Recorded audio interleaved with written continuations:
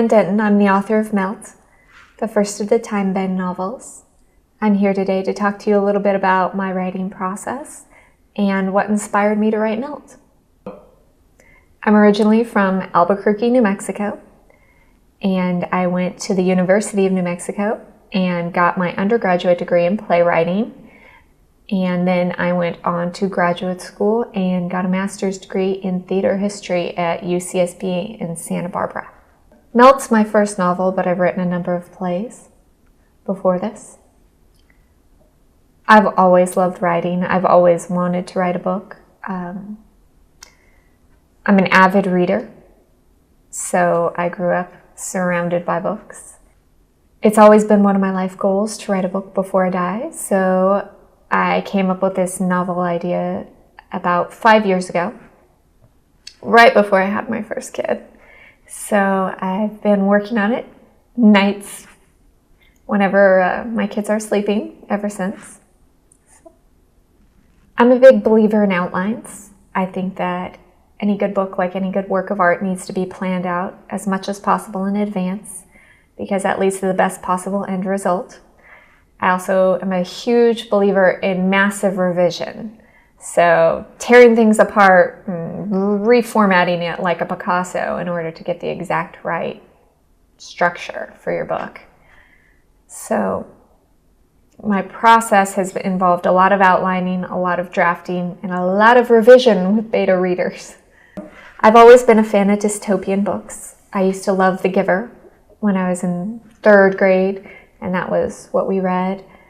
In middle school, my favorite books were Winter of Fire by Cheryl Jordan and The Blue Sword by Robin McKinley. And those are both somewhat dystopian books. And that was before I really knew what dystopian was. It was before the whole explosion of Hunger Games. I've also really always loved fantasy. And so I wanted to write a book that was a mashup of fantasy and dystopian. The inspiration for Melt came from 2 different things. First off was the idea of superheroes.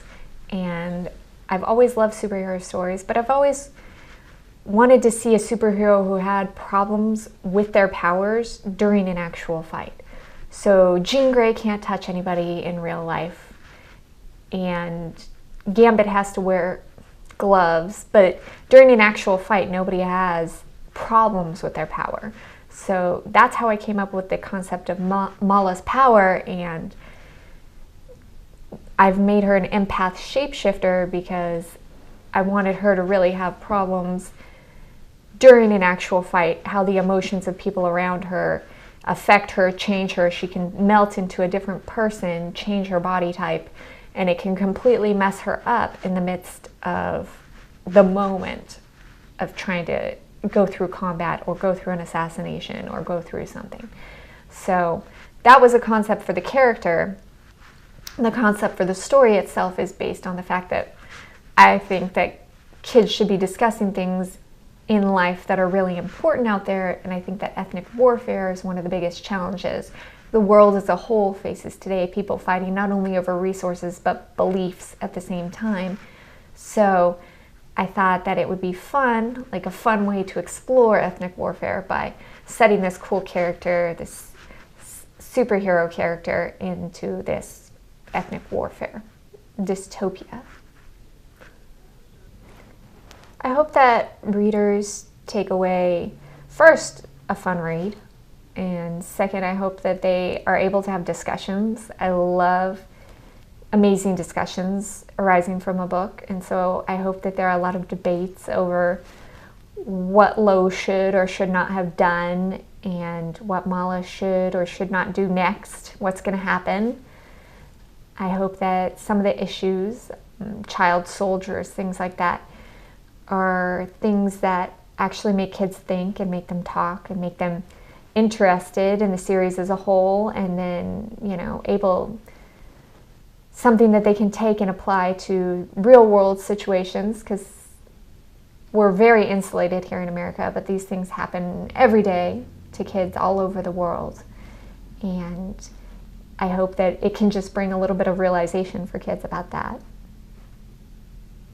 I wanted to talk a little bit about why I write the way that I write, why I use the structure that I use, and it's because As a playwright and an Aristotelian, plot is everything. I think that's the thing that makes J.K. Rowling and Harry Potter so brilliant, or all the little plot tie-ins and the twists and the turns, how something that you thought was a minute detail becomes really important later on. And I think that that is the key to a successful book, series, play, movie, whatever you want to have. That plot is the be-all and end-all of everything. As a reader, there is nothing I hate more than dedicating 100 pages or so of my life, a couple hours of my life, to find a book that doesn't go anywhere. Nothing happens. And so I really strive in my structure and in my writing to make sure that everything that's in the book is actually very important to the book, very important to the later twists. That twists are continually happening so that the reader is constantly fed a number of surprises, and just so that it's an overall really rewarding experience for the reader. I use the snowflake method. I didn't always use the snowflake method. I started off using a bunch of index cards to help me plot out my scenes, but I've discovered the snowflake method and I really love it, and I really enjoy the outlining process. It's a huge part of what I do. I have spreadsheets upon spreadsheets. It sounds terribly boring, but it allows me to put all my scenes in, make sure that I have, builds, reveals, twists, and I can just see everything and I can move it around up and down wherever it needs to go in the book in order to make it more relevant, more surprising, in order to keep the pace. And so I've really enjoyed using that method to kind of develop the world of my book, and that's what I'm using for book 2. So the big question from everybody that I get is, what happens in book 2? And unfortunately, because I'm so plot-based, to talk very much about 2 would be to give it all away. Needless to say, I'm really excited about 2. I think that it's a huge flip of things that have happened in book 1, and I think it'll be really exciting. But if I talk too much about it, I'm going to give away all the secrets, and I can't do that. I can't do that to you guys. It's more exciting to read it and find out what happens as you read the story and discover everything. There's nothing I love more than to get the compliment, like, I just want to crawl in your brain and find out what happens next. So that's kind of what you do when you read the book. You crawl inside my brain and go through the process as it's supposed to happen. And so I really want to leave that experience for readers. But book 2 is heavily outlined, and I'm working on writing it right now.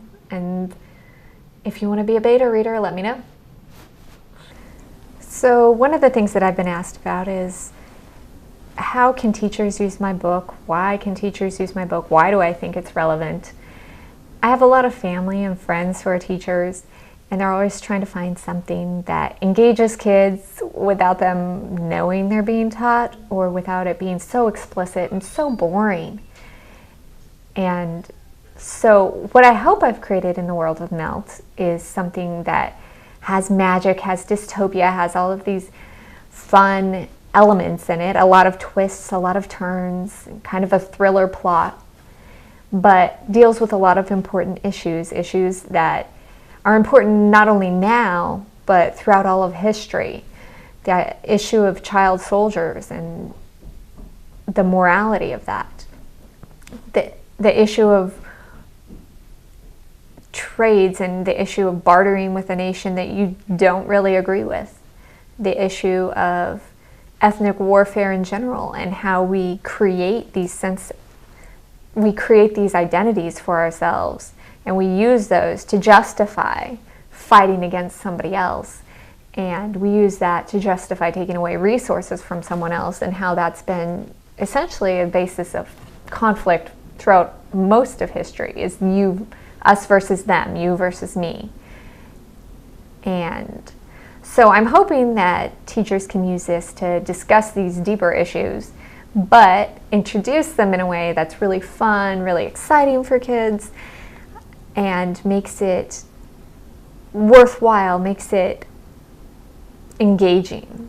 if there was one thing that I wanted readers to take away from this book, it's that I would hope that they would engage enough with the main character and feel enough for the main character that they get a huge rush at the end of the book.